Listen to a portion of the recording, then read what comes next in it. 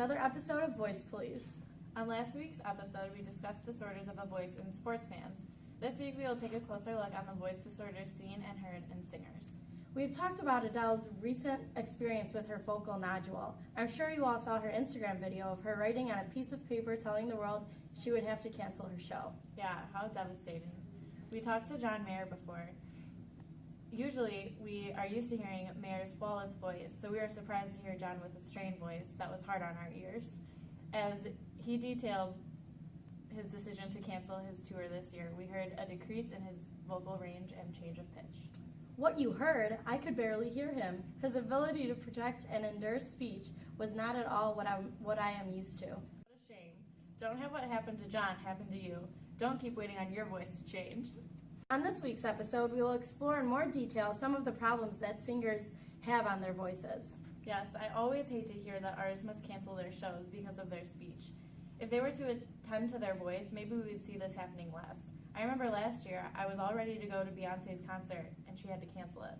Vocal dehydration and exhaustion, right? Yes, it's very important to drink tons of water and rest your voice, unless it will sound weak and you will have to rest instead of sing. I heard the same thing happen to Meghan Trainor, and she had canceled tons of her shows. My friend's daughter was pretty shaken up about it. Yeah, but Trainor had hemorrhages on her vocal folds. With her folds moving against one another so frequently and hard, bumps developed, and with more contact, blood vessels in her vocal folds burst and blood spilled into her vocal folds. Must be why she sounded so hoarse during her interview on the Ellen Show this past week. Yep, that must be it. I wonder how you fix something like that. I have heard that vocal rest can help if the problem is minor. When scarring occurs, using a laser to cut it has been effective. Wow, that sounds like it would hurt.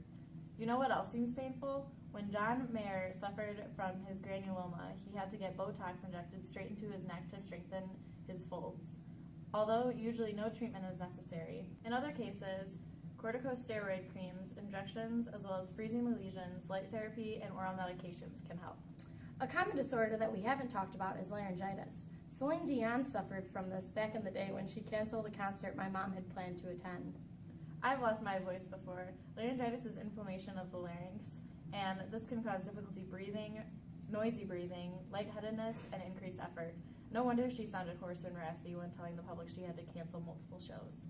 Besides just the problems we discussed during this episode, singers are often presented with difficulty projecting their voice with a clear impact not only on singing, but communicating in general. Some of the problems that pursue are loss of voice, hoarseness, discomfort or pain, vocal fatigue, voice cracks, reduction in pitch range, and abnormality of resonance. These problems can result from formation of vocal nodules, cysts, polyps, hemorrhages, and laryngitis. Some common treatments for these different disorders are injections, laser surgery, voice therapy, hydration, and posture improvement. There is no surprise that singers use their voice often and at great efforts. This is why we see so many undergo voice disorders. As a singer, it's important to care for your voice and prevent what happened to so many of these artists. If you're a singer and you're trying to prevent these problems, you can hydrate your voice and drink plenty of water. You can avoid throat clearing and harsh coughing. This just causes additional stress to the vocal folds. Warm up your voice. Have good posture. Sit up without slouching or stand straight. Avoid smoking and drinking. Don't overuse your voice. Plan your concerts and performances to foster a healthy voice. You can also visit www.speechhearingclinic@illinoisstate.edu or take a trip to the Eckelman Taylor Speech and Hearing Clinic for more information. Don't be one of those singers who has to cancel their shows because of voice issues. Don't keep waiting on your voice to change. We keep